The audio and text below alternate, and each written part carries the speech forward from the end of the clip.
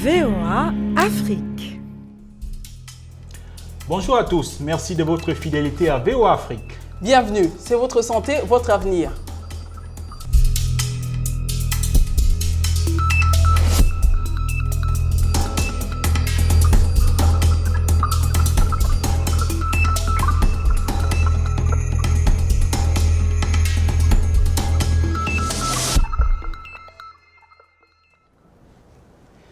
Votre santé, votre avenir, c'est votre rendez-vous hebdomadaire consacré à la santé et au bien-être. Cette semaine, nous parlons de la drépanocytose, une maladie génétique de l'hémoglobine, une substance contenue dans les globules rouges qui sert à transporter l'oxygène à travers le corps.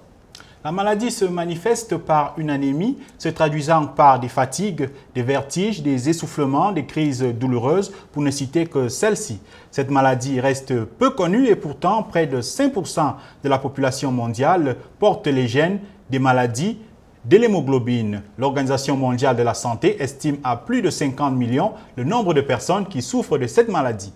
Connaître son statut est la première étape pour éviter la propagation car la drépanocytose se transmet des parents aux enfants et il n'existe jusqu'à présent aucun traitement pour y remédier. Mais qui sont les personnes les plus touchées par cette maladie?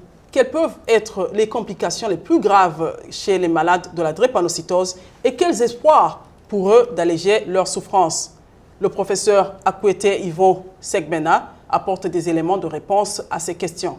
Les complications les plus graves sont surtout dans l'enfance. Les complications infectieuses. 25% des décès sont liés à ces complications infectieuses chez les nourrissons et les enfants. Après, il y a des complications osseuses, des complications oculaires, des complications liées à l'anémie hémolytique, telles que la lithiase vésiculaire et l'ulcère de jambe. Bref, ces complications sont de deux types, ischémiques ou alors hémolytiques.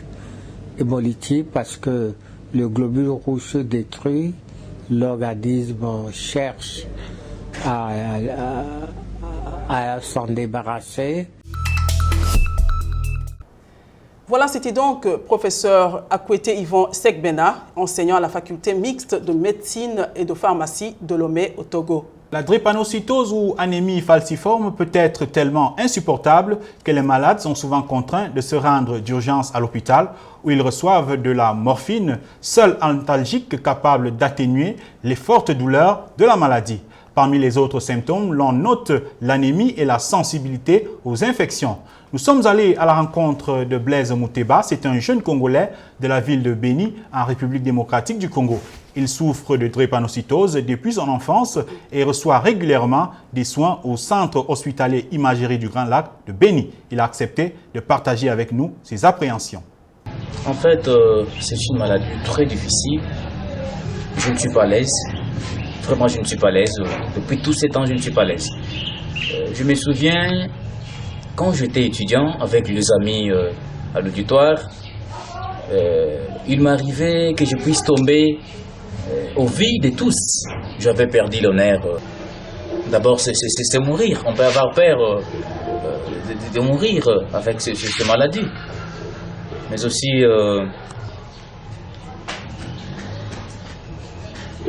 il y a d'autres personnes qui ne veulent pas, donc, si je peux le dire, vous approcher. Vous vous retrouvez seul, sans amis. Les craintes sont multiples, sont tellement multiples.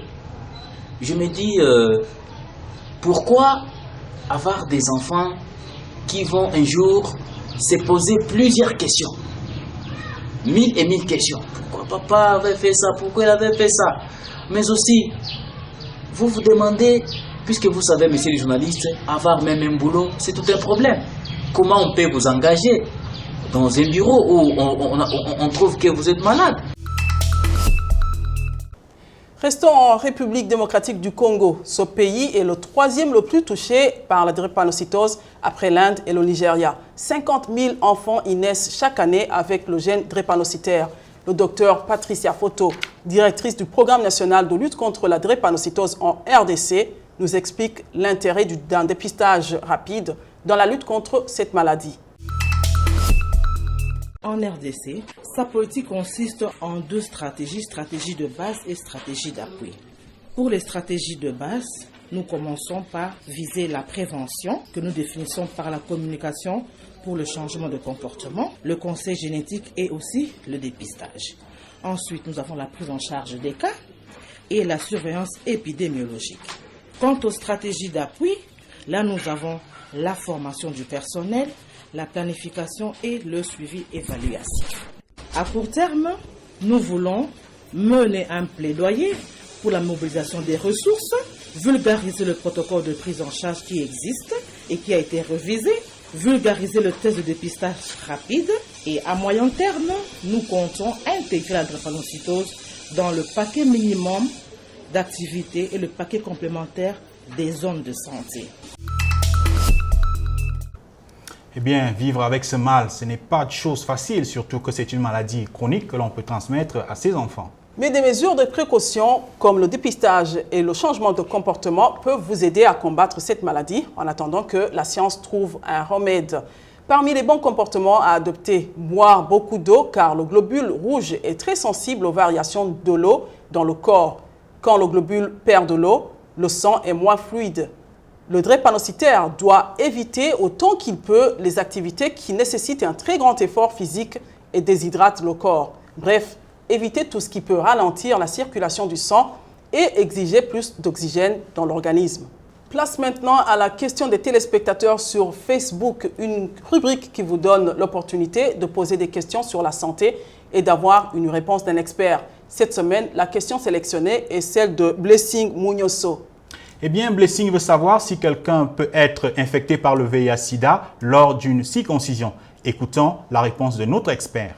On peut effectivement être infecté lors d'une circoncision puisque la transmission du virus du SIDA se fait aussi par voie sanguine et l'infection peut avoir lieu lorsque la circoncision a lieu dans des conditions qui ne respectent pas une asepsie rigoureuse, avec du matériel qui est souillé, éventuellement souillé par du virus du SIDA qui va de ce fait être transmis par voie sanguine à la personne circoncis. C'est pour ça d'ailleurs que moi je recommande aux uns et aux autres qui veulent se circoncire de pouvoir le faire dans des centres de santé référents où ils pourront bénéficier de ces conditions d'asepsie rigoureuse pour éviter une transmission sanguine du virus du SIDA par le biais de la circoncision.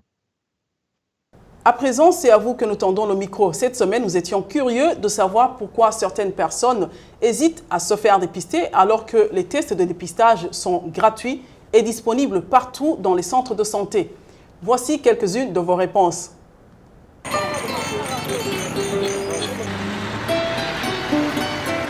Les gens n'aiment pas, sinon on va leur prodiguer le conseil de faire ceci, de faire cela. Ils ont peur de connaître leur statut, c'est surtout ça, leur statut sérologique. En tout cas, moi personnellement, j'aimerais les conseiller de connaître les statuts, c'est très très important. Les gens se cachent, ne veulent pas être découverts, de peur que l'humiliation par exemple peut s'en suivre. Une mauvaise réputation, tout ça, les gens vont s'abstenir à collaborer ou bien à approcher des gens comme ça. Or, en fait, ce n'est pas ça le problème. Il y a tout un, que dirais-je, enseignement autour des gens qui sont atteints de VIH-Sida. Je pourrais dire ceci à toute personne qui ne veut pas se faire dépister, qu'il aille à l'hôpital se faire dépister parce que c'est très important pour connaître votre état sérologique. Ça te permettra de chercher comment se protéger et pour aussi protéger aussi d'autres personnes parce que c'est une maladie qui est un peu contagieuse. Voilà, c'est ici que prend fin cette édition de Votre Santé, Votre Avenir. Pour plus de précisions sur la drépanocytose ou d'autres sujets santé, rendez-vous sur le site web de VOA Afrique. Envoyez-nous aussi vos questions et n'hésitez pas à laisser vos avis sur la page Facebook de VOA Afrique. Merci de votre fidélité. Au revoir.